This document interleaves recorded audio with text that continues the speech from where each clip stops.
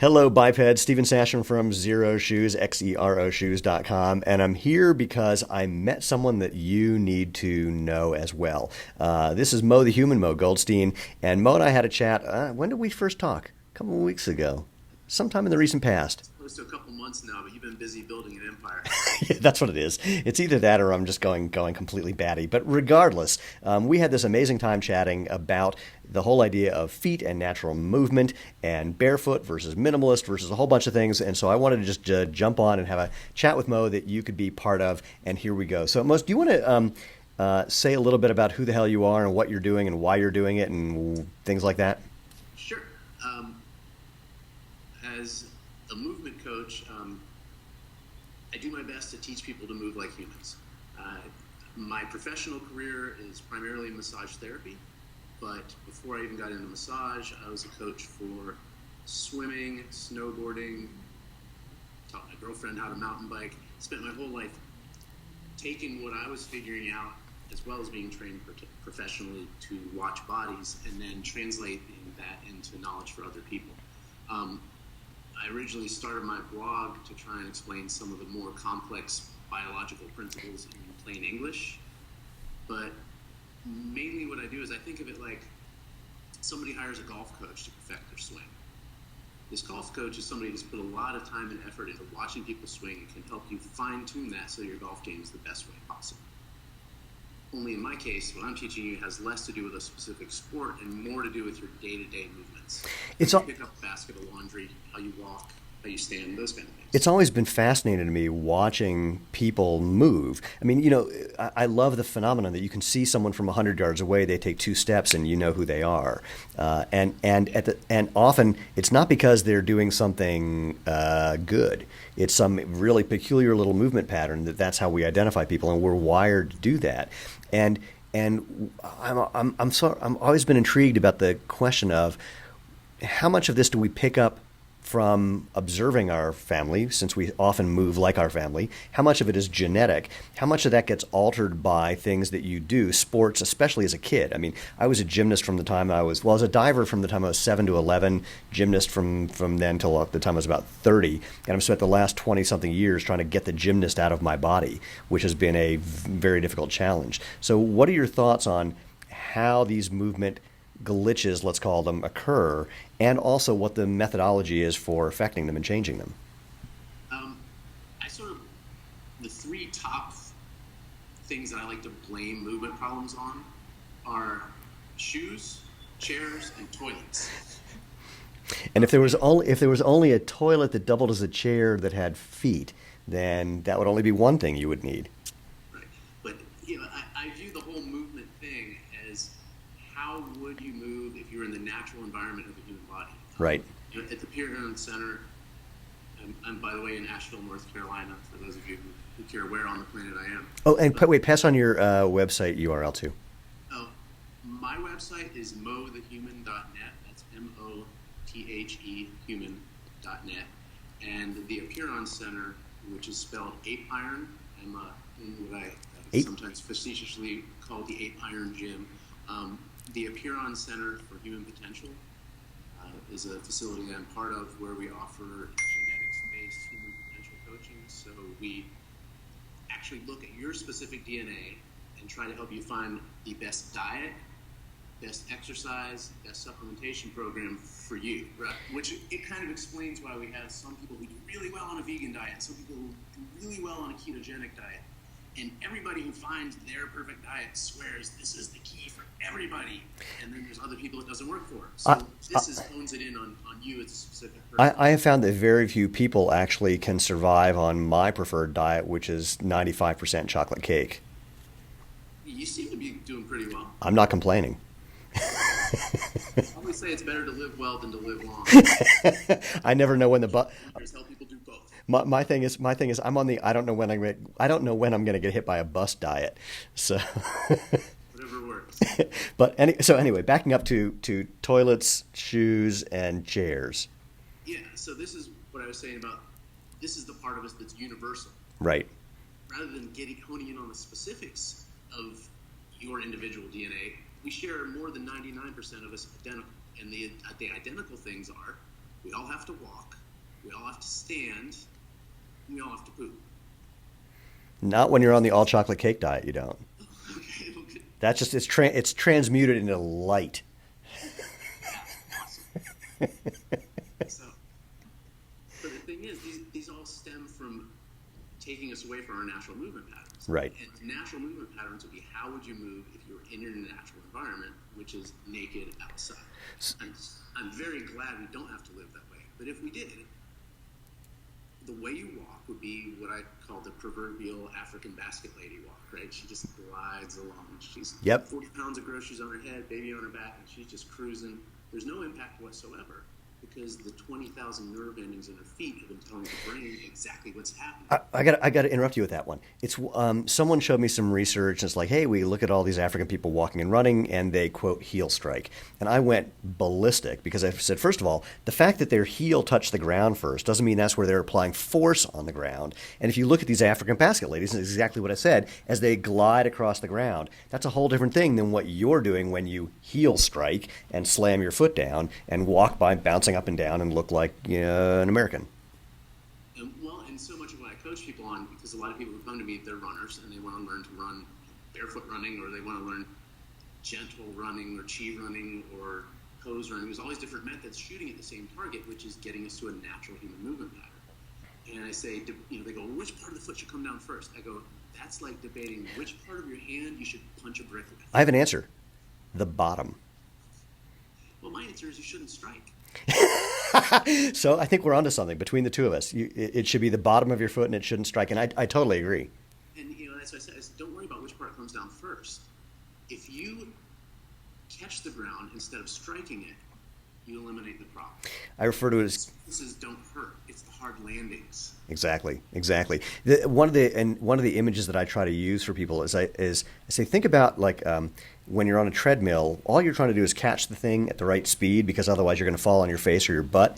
And if you're running, especially when you're at speed on a regular surface on a road, if you just pretend from an Einsteinian perspective, you could be not moving and the entire world could be moving underneath you. If you kind of pretend like that and try to get that feeling of catching the ground underneath you, same idea. It's like, all we can do, unless we're working with someone directly like you get to, is give people cues about how to reduce that force. And it's always going to be about foot speed as it comes in contact with the ground, about ground contact time, how quickly your feet are moving, and about relaxation.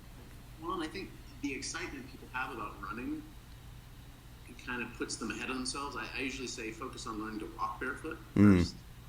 Learning to hike barefoot, these kind of things. And once you do this, of course, once you get rid of the impact, you're also getting rid of the friction.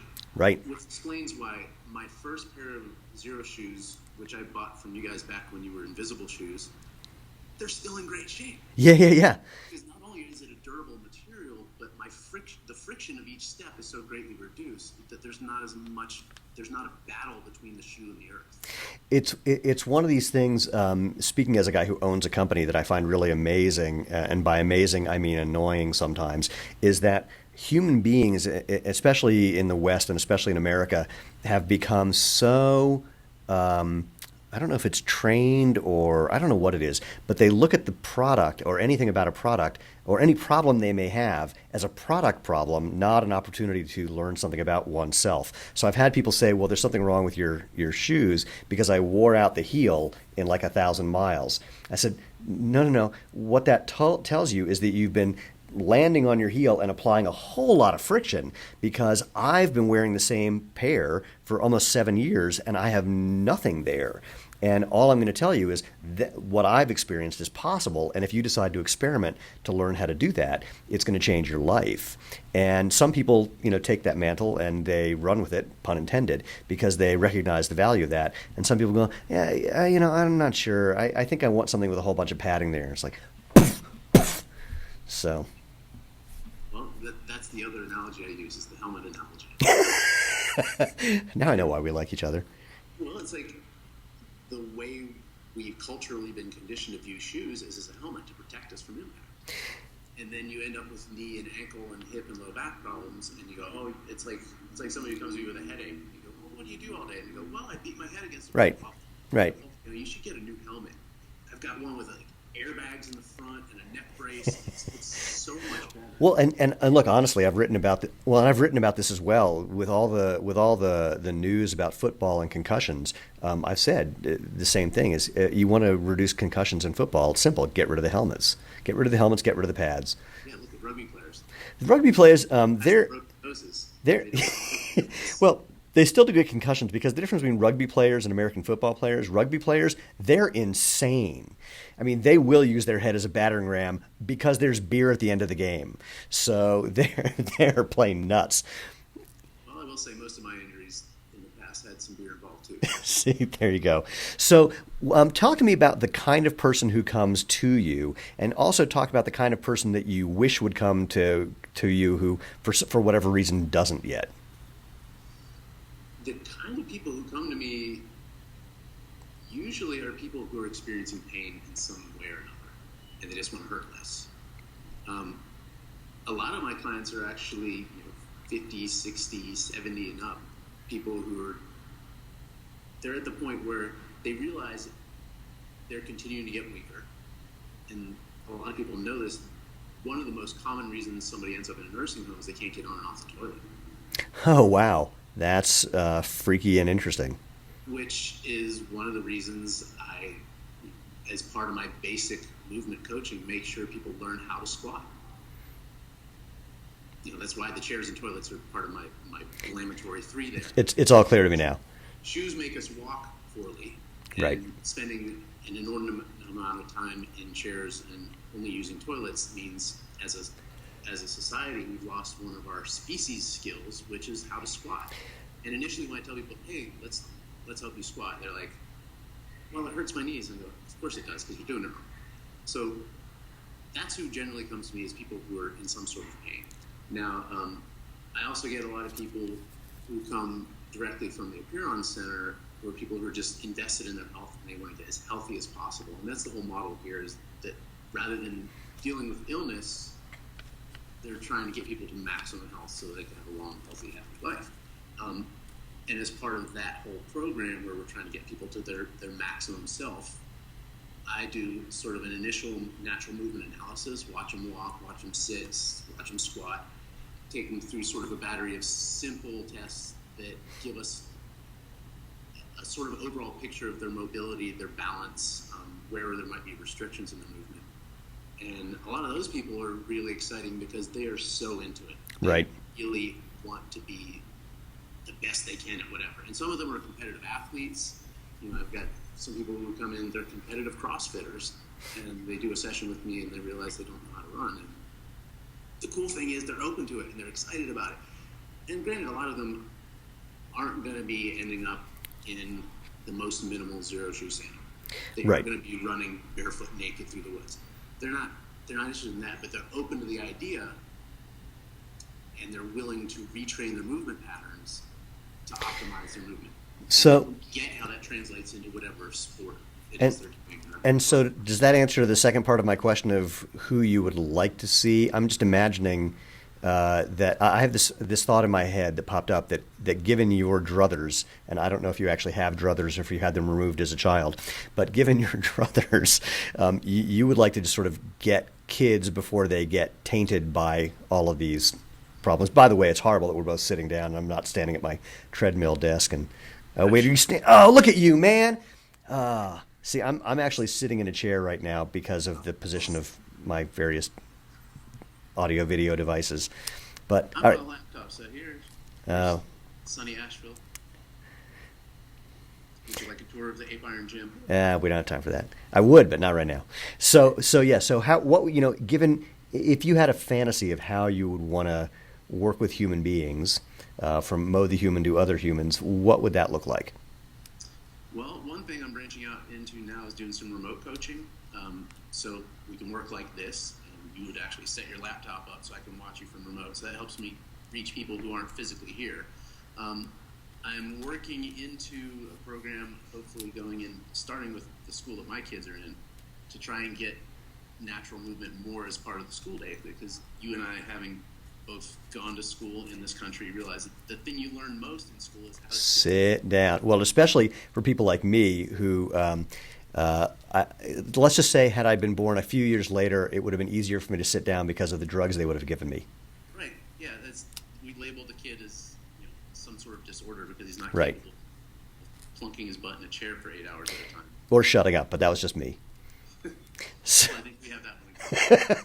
well, so let me ask you a different question that popped into my mind. Given that the people who will be seeing this, hopefully, are people who are they either understand the idea of minimalist or barefoot running, and when I say minimalist, I mean true minimalist. I don't mean Nike Free that still has a heel like this, and Minimalist because Yeah. it's somewhat squishy. yeah, faux minimalist, but like true minimalist or real barefoot, or people who are investigating that, or people who maybe tried it.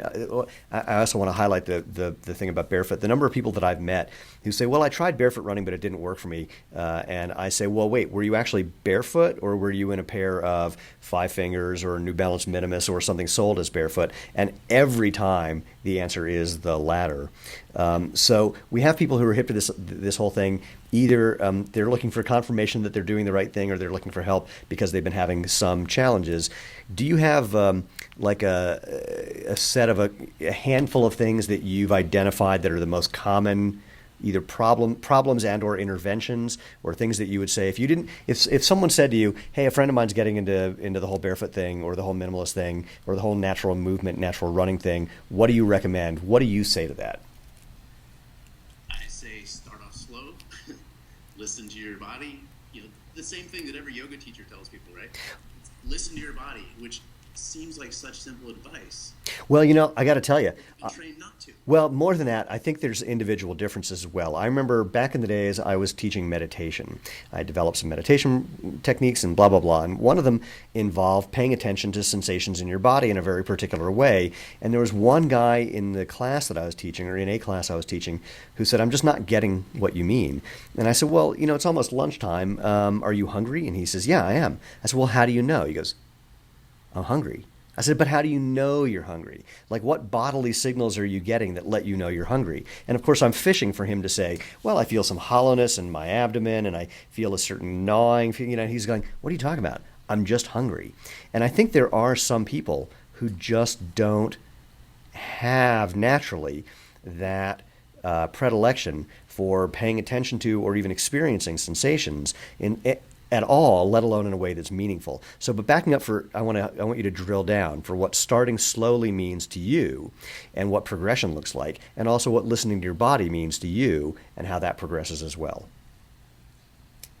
Well, I am sort of in the beginning stages working on a book about, tentatively titled Come to Your Senses. And that's what it is. You know this when you're running. You literally feel the ground. You also hear the sound or lack of sound. Oh, I love that you said that one. And you see what's around you. You even smell things when you're, part of what I try to cultivate in my students, if you will, clients, is this spherical awareness, being aware of everything in front of us, behind us, beside us, operating in such a way that we're fully immersed in our environment. And so that, under my resources for natural foot health posts on my website, which of course includes your shoe company and some of the posts you've made on walking technique, is an exercise, part of the basic intro that I give people called the efficiency exercise, or I'm trying to teach them to walk like the African basket lady. Right. And I think a hardwood floor is a really good tool for this because it gives that auditory feedback. Yep. If your calcaneus is thumping the ground, it actually is like beating a drum, which was how I used to walk. Dude, my wife give me a hard time for beating my feet. My wife and I, Lena and I, just moved. We were renting a condo a couple miles from the office that I'm in right now. We were on the second floor. We loved it. It was great. Lots of light, great, modern appliances. It was really awesome. And then people moved in above us who I say were raised by elephants. And we went up and met with them, and I watched them walk on these hardwood floors. Bam, bam. And I mean, literally, I saw the floor bending. And in our apartment, we could see the ceiling bending. And we tried to point this out to them, and their opinion was, hey, we don't care. So we ended up moving because of people who weren't willing to pay attention to that kind of feedback. And it's a big one. Yeah. Now, that said, wait, I got to be clear. We are forever grateful for them because the place that we somehow found miraculously is so amazing that when I walk, all we see, the views from every room basically are nothing but open space and Rocky Mountains. And it is so divine when I walk from room to room, and I'm just overwhelmed by happiness. My line about Colorado is I can't believe everyone doesn't live here, and I'm just glad they don't. It's just we don't have enough room, but it is so pretty. But anyway, that said, so the feedback thing, I want to talk about the sound part because that's another one where people don't realize that if you're not running really, really quietly or silently, depending on who you are and depending on the surface you are, then there's still improvements you can make in your form. And I like to say that both barefoot and in huaraches, in sandals like Xero Shoes, the sound is an incredible teacher. And if you can experiment and play with how you can make more sound, because if you exaggerate it, that'll tell you what you're doing, or less sound. Like running uphill, people are almost always quieter because they can't overstride and slam into the ground. It's like, just do that when you're on a flat. And people go, oh, so like as you're coming over the hill, try and keep the sound the same, see what it takes. And, practice, like do it 5 or 10 times and see what you discover. And, yes, I always say to people, run like an animal, not a machine. That's part of, we've been conditioned to push through the pain and just be a machine. Just you've got this much time to get this many miles, you do it. Right. And it's trained us away from feeling our body. It's so funny. I just realized my analogy that these people were raised by elephants. Elephants actually walk so quietly they sneak up on people. So other than the fact that they're stepping on trees and stepping on things that break, but just the elephant foot itself. Raise that to the robot walk, maybe. Yeah, they were raised by bad robots. That may be it. If you've ever walked on stilts. Yeah. That's basically what they're doing. Yeah. But it's the same neurological problem. If you can't feel the ground, you need impact for your brain to know where the ground is. Absolutely. Well, and that's a point that you made that most people don't really get, is they think of the brain as just a passive receptor of information, and it's actively looking for information. And the 3 places where it gets the most information is your lips, your fingertips, and the soles of your feet. And if you put padding on the soles of your feet, it's going to do whatever it can to get that information, which is why there's this paradoxical effect of the more padding you have, the more force you put on. Exactly. And people don't get that. I know I'm preaching to the choir when I say that, but I'm saying it for everybody. But backing up, I want to back up. So again, for starting slowly, I have an answer for what that means for me and what I say. What do you say specifically about what starting slowly means? Well, if they're runners, I recommend they not run barefoot, that they work on walking barefoot. Okay. They warm up for their run by taking a barefoot walk, with whatever shoes are in their hands. I think a common flaw in barefoot running is, as you said, people take minimalist shoes and they go out and run it and they hurt themselves and they're like, oh, that's not for me. It's like, well, sure, because you took away the crutches without learning how to walk. Yeah. And so, I recommend people do it with a small amount of time and or a small amount of effort. And that, we've got this boot camp mentality where it's like, okay, I'm going to give myself 90 days to learn how to run. I'm just going to bang it out and it's going to happen, and then I'll be a barefoot runner, and then I'm going to do a marathon and win the marathon. And no. It's marathons, but these external motivators. We get. I get emails from people saying, I've got a marathon this weekend. If I buy your shoes, will I be able to wear them for the race this weekend? And my answer is basically, honestly, how the hell do I know? Because I haven't seen you run. You just sent me a 3-sentence email. But no, don't do that.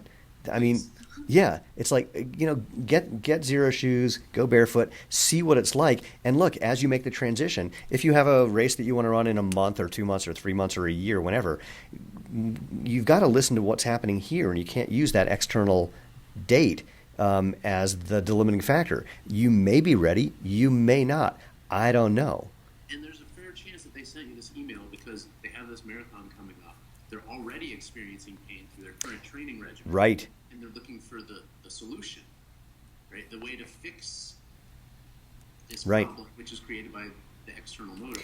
Well, and there is a kind of comical problem. There's a comical problem in that there are some people who they take off their shoes and they're just naturals. They are really good at feeling the ground. They're really good at playing with different movement patterns, or they had great form to begin with, but they take off their shoes and that's all they need to do and they're done. And people hear those stories and they think, well, that's just the way you do it. You take off your shoes and you're done. It's like, no, wait. That's how that started with me. Oh, yeah? Because I grew up in Silo, North Carolina. It's like this awesome little community deep in the woods. We had goats and chickens, heated our house with wood, spent most of my youth barefoot, ran barefoot in college, no problem. Ironically, in Boulder, at the Boulder College of Massage Therapy, they analyzed my gait. And they said, you don't run right, you don't have good heel strike. These very well-meaning teachers in my clinical kinesiology class made me unlearn my natural human gait. And they said, and you need to stop doing everything in flip-flops, because at the time, that was the best shoe I had. Right. For these big honking caveman feet I have that don't fit in any normal shoe. Right. And so I did what I said. I got the supportive, I think the Brooks Beast. Yeah. Oh, geez. Appropriately named. Yeah. The most hideous monstrous shoe in the world, because when I ran the way they told me to, I was a overpronator. So I needed the control shoe. And at first it felt great to take these huge steps in these big marshmallow shoes. I was running on clouds, and 6 weeks later I had knee pain. And I was like, oh, they were right. All those years of running barefoot screwed up my knees. I guess I'm too old to run. I was 25. You also just said something I want to unpack. The math of it was really great. It's like you started heel striking and then discovered you're an overpronator. First of all, for anyone listening, there's no evidence that pronation is inherently a problem. It's part of the natural gait cycle. It's part of how your ankle flexes and expands. But the trick is the overpronation or the hyperpronation. And so when you heel strike, when you land on your heel on a ball, there's nothing there to support it. So of course you're going to fall on one side or the other because it's a ball. Well, and in this case, it's a ball on top of a marshmallow with some right. kind of high tech. There's like half a dozen different technologies written on the side of the box of what this shoe does. Well, if you look at the early running shoes with giant heels, all they were was giant heels. But then they saw that people were having this pronation issue and they were falling off the shoes, and that's when they went, oh, clearly people have pronation issues. We need to put in motion control. I'm amazed the thought wasn't, oh my God, look what we created, this problem where people have issues with stability. Pardon me, sorry. Make that go away. Oh, that's someone I wanted to talk to. So nothing personal. I do have a movement client coming in about 15 minutes. Okay, well, we'll be done well in advance of that. But it's incredible to me when you look at the evolution of this whole idea of what running is and what the whole natural idea now. What's also amazing is the running shoe companies are fighting so hard because they know. I've talked to some CEOs of major shoe companies. They know that the real thing is just enough protection so you don't rip your feet to shreds. That's all you're going to need, tops. But they can't make money with that because that would mean throwing away everything they've been doing for the last 45 years or more. I don't know if you saw this. There was a study that came out analyzing injury rates in barefoot versus shod runners. I hate the word shod. I don't know why. Anyway, and what they concluded was that there was no real difference in injury rate, even though they said the barefoot runners had less plantar fasciitis, and some of the injuries they counted for barefoot runners include stubbing your toe or, like a splinter or something. But they concluded that there was no advantage to going barefoot. I went, ho, wait. That's totally upside down. The intervention was shoes. What you're saying is that the last 45 years of technology, and there's some new magic technology every 6 months, has not improved injury rates. Yeah, there's no improvement with the shoes over what people have been doing for a million years. That's the story. But because of how shoe companies have inculcated themselves in people's minds, it's all upside down. I mean, we're living in this topsy-turvy world. Well, and that's part of the whole culture thing. I equate modern shoes to the corset in Victorian era. Right? Wait, hold on. I have worn shoes, and they do not make my boobs look any bigger. Well, you're not wearing them right. That could be it. But the point being, it's a cultural norm. The corset was this cartoonized version of femininity that was considered normal. Right. And if you asked any lady of any class to spend a day without her corset, she'd smack you in the face for so rudely talking about such a thing. Right. And she'd be incapable of going into public with with this big, girthy, normal-looking human waist, and she didn't have the core strength to stand up. Right. So talk about, I'm going to use that as a segue. So the foundation. Well, talk to me, if you will, about support. Okay, so that's where I was getting with this. The good supported shoe Yeah. is essentially our modern cultural equivalent of a corset, right? If you've spent your life with your arch support and padding and what essentially is a modern lace-up cast on your foot, and then you decide, oh, I'm going to start running in minimal shoes, or I'm going to go barefoot. It's like that lady with the corset. Pring. You don't have the core strength in your foot, Right. for your foot to do its job. And so one of the things I'm trying to do as a coach is create this cultural awareness where the way every trainer in the world right now says core, core, core, core, core, like that's their mantra. Everybody uses core strength. Yeah. Okay, you certainly do. However, what about the foundation? What about the thing we're actually standing on? The foot core. Yeah. So I talk about foundation. Mm-hmm. And it's not just the strength of your foot, it's the intelligence, that connection between the brain and the foot so things work appropriately, the flexibility of your foot.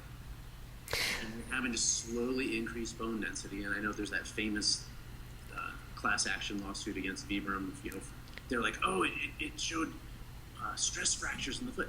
No. You take fragile feet and you begin to make them stronger. If I make you lift weights, you're going to have some tears in your muscles. I'm gonna clarify that. The class action suit was simply the claim that they were making medical claims for which they didn't have scientific backing. So the thing that you're referring to is a study that took a bunch of people, put them in a pair of five fingers, put them through the training process that Vibram at the time was recommending, and found that a number of people got stress fractures. I don't think it was because they were weak. My hunch is that what people were doing was because there was no analysis of gait in this study, but my hunch is what they were doing is they were told, or they believed, that they were supposed to land on their forefoot, so they were overstriding, reaching out with their leg and then pointing their foot down, so they're landing on their forefoot way in front of their body, applying braking forces, which is not what we do. And so that was the cause. What we have been talking about earlier, heel Right. strike versus forefoot striking. The point being, don't strike. It was all about striking. So the Vibram lawsuit was literally just because they seemingly made claims for which they didn't have scientific backing. And the reason that it settled for pennies on the dollar instead of similar lawsuits against Reebok and Skechers for their toning shoes. And the only reason those toning shoes provided any toning is they weighed like 5 pounds apiece. And so just moving your legs, could do something to your butt. But Dragging ankle weights with. That's right. So those cases settled for tens to hundreds of millions combined, and actually hundreds of million, over 100 million combined, versus 3.75 million for Vibram. And I'm sure, I don't know, but I would be willing to bet that the reason it settled for so little is that Vibram said, yeah, you're right, we didn't have science testing this shoe for this purpose, but here's enough science that paints the pictures or connects the dots between using your feet naturally and the fact that these things are so flexible that we could draw the inference well enough. And the plaintiff went, okay, we're out of here. So because 3.75 million is nothing in that world. But one of the examples I give is that I had a trade show booth, at a trade show booth next to a company that sold insoles and made sandals based on their insole shape. And they had a drawing. Here's a drawing of a foot. Here's a drawing of a foot with the insole. And it said 37% less stress instantly. And I said, are you measuring muscle activation to determine stress? They said, yes. I said, so what you're saying is when I put that sole in my shoe, I'm using my muscles 37% less. I'm getting 37% weaker instantly. And that's good for me. How? Well, I tell people arch support builds your arch like putting your arm in a sling builds your bicep. I'm only laughing because you and I agree about everything, which is so pleasant. Well, I'm not opposed to arch support if you've injured your foot. Exactly. I had a pair. I'm not opposed to a cast if you break your arm. I had a pair of MBTs with this giant heel and the airbags and whatever. What MBT stands for, right? No. Maasai. Maasai Barefoot technology. No, right. I know. The Maasai hat. It's called a barefoot. Right. But I wore those when I got back into sprinting, and I had ripped the crap out of my calf muscle, and I could barely walk. That allowed me to walk because I didn't have to use any muscles. So that worked out really well. So there was one other thing I wanted to ask you about that had to do with. So talk to me about flat feet and high arches.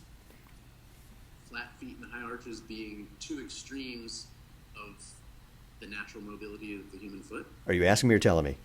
Well, I'm saying that's how I view it. Oh, okay. So you're telling me.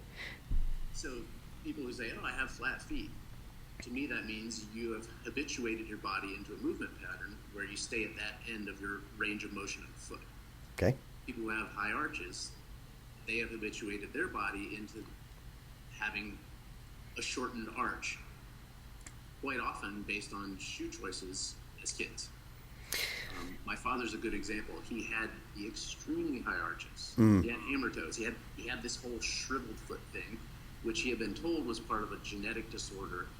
He had neurological degeneration of his feet. It was going to get worse and worse. Eventually, he's going to need surgery to straighten his toes. Well, long story short, within 8 months of coaching and getting out of foot coffins, relearning how to use his feet, he had normal shaped feet. So I had flat feet my whole life and was the butt of family jokes. I don't know what the foot version of a butt is, but whatever that is, I had that. It's not as good. And after I started going barefoot, my foot shortened a little, the forefoot widened, and I developed something resembling an arch. It's not like this crazy high thing, because that is, I mean, there is anatomical stuff that is structural and that's not going to change too much.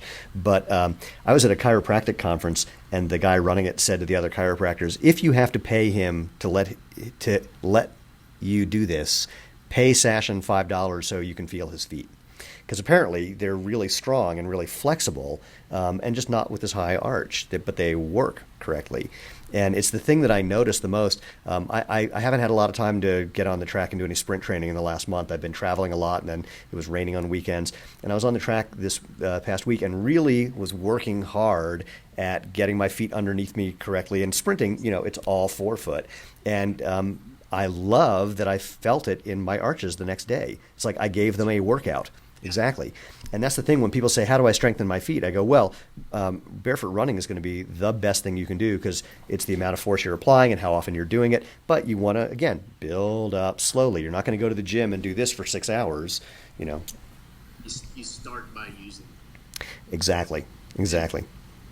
A good analogy, you're dealing with people in the fitness community who are lifting weights a lot and they've got these tough, calloused hands. Right. And I say your hands are tougher than your feet. Yeah. How much sense does that make? Yeah, it's a good point. So I'm about to lose my battery here. I'm gonna go plug in. Well, I've actually got to step into another meeting, so let's see if we can find a place to wrap this up. I never know because I could just have this conversation all day long with anyone, especially with you. So if you wanted to leave people with, something to pay attention to or something to walk away with if they decided to go for a run or a walk later this afternoon, that might change their life. That light behind you is way too annoying. Keep going. That works. And now you have that aura thing we were talking about. You've got this big golden halo. My chandelier? Yeah, your chandelier is a little hot. There we go. Good enough. So if people are going to watch this and go out and they wanted to apply something that we've been talking about, what would you recommend they do today and maybe, for the next couple of days? Well, I recommend that anytime you're sitting down, have your feet bare and move them as much as possible. Simply that is going to get your brain noticing that you have feet. It's also going to get the circulation going. Start your walk or run barefoot if possible. I will say that these days, my Xero shoes get most of the mileage in my back. Look, as the guy who owns the company, actually that's not true. Lena owns the company. As the guy who works for and is married to the woman who owns the company, I spend the majority of my time barefoot, and I'm in Xeros when I'm going to be on surfaces where barefoot is not okay, or in places where barefoot is not okay. I go into a store quite often. But yeah. To answer your question, keep in mind that feeling is a good thing. Mm-hmm. Pain is not a good thing. It's your body's way of saying, don't do that. So listen to it. Now, I'm going to add that if you're doing something painful and especially if you're new to this whole idea, it doesn't mean stop. It means back off and reevaluate what you're doing. Maybe, it's a little too much too soon. Maybe it's just a little too much. Maybe you're a little overzealous with what you think is possible. People do. Bob calls that he has the name for overjoy syndrome or something like that. Yeah. Well, and that is one of the things that does happen to some people is they have so much fun. They figure, okay, now I'm barefoot forever. And, they try and go to the back of a hospital and get a collection of hypodermic needles to run on. It's like, wait, back off. You're not there yet. This is not a Tony Robbins seminar. So, I understand the evangelical urge that comes up when you discover something that really changes your life. Because look, if that hadn't happened to me, we wouldn't have started Xero Shoes, and that happened somewhat accidentally. But it was because I went from injured to not injured. Whole lot of fun. One of the fastest guys over the age of 50. How'd that happen? By finding your feet. Yeah. Exactly. So, all right, I'm going to give you a last word. Any last thoughts? You want to point people somewhere? You want to give them something? You want to whatever? Well, you can go to mothehuman.net or appearoncenter.com, and either one of those will have links. I think I just tagged you on Facebook on a recent post I made on the most highly technical shoe ever made. And you saw my sale on this new product called Feet that we discovered? Well, and treat shoes as you would treat gloves. Put them on when you need them, and use only what you need for the purpose. So, everything into an oven, I put on oven mitts. But you don't recommend using oven mitts for typing. Is that what I'm saying? Correct. Yes. Got it. And boxing gloves are important for certain things. And like here, I'm fortunate to work barefoot all day, and so a lot of my clients, they go, "Do you ever wear shoes?" I go, "Yeah, quite often." Just like I sometimes wear gloves, and thank you for having one of the few brands I can wholeheartedly recommend to my clients, because I want them to wear shoes when it's appropriate. Right. And for some people, that's almost never. Yeah. But for a lot of people, a lot of times they need to have shoes on it. But I want them to have a shoe that's not going to destroy the function of their foot. And that's our goal. Our entire mission is making footwear based on what we are currently thinking of as the three pillars of natural fit, so it actually fits your foot rather than cramps your foot; natural flexibility, so it lets your foot move; and natural feel, so that the sole gives you as much ground feel as is appropriate for what you're doing, and lets your brain and your foot work together. That's what we're 100% committed to. Well, and thanks to your most beefy sole now, which is again pretty much nothing. Compared to most, I actually have a good set of shoes for riding my bike in, though. Yeah. We've had people go across the country. I mean, it's funny, so our beefiest sole is 10 mil thick, and but still so flexible. And what's amazing with that one is that people put it on and they go, wow, it's like, barefoot, it's so flexible. And then they go step on some rocks or stuff outside of our office. They go, oh my God, how'd you make that much protection in something that thin? And it's called a lot of hard work. Well, and part of it is people's feet are conditioned to nothing but flat surfaces. That's also true as well. So, all right. Bag of tricks to get into later. Absolutely. Well, we'll continue this and do more. Mo, I want to thank you so much, not only for this conversation, but just for the work that you're doing. Our goal is to support as many people as we can who are promoting natural movement, not just from the feet, but from the feet up. And so it was a treat when we got to meet and hear what you're up to, and a treat to have this time as well. Where can I find this to share with folks in my network? I don't know yet. It's going to end up on our YouTube channel, youtube.com/Xero Shoes. It'll redirect to the right place. Facebook.com/Xero Shoes, on Xero Shoes, and our blog, xeroshoes.com/blog. I'll probably post links to it on Twitter and Snapchat and Instagram and everywhere else as well. So we're going to put it everywhere, and I will send you a specific link that you can use to share with other people. Great. Thanks so much. Pleasure, man. Keep us posted. Looking forward to what's next. Cool. Thanks. Bye.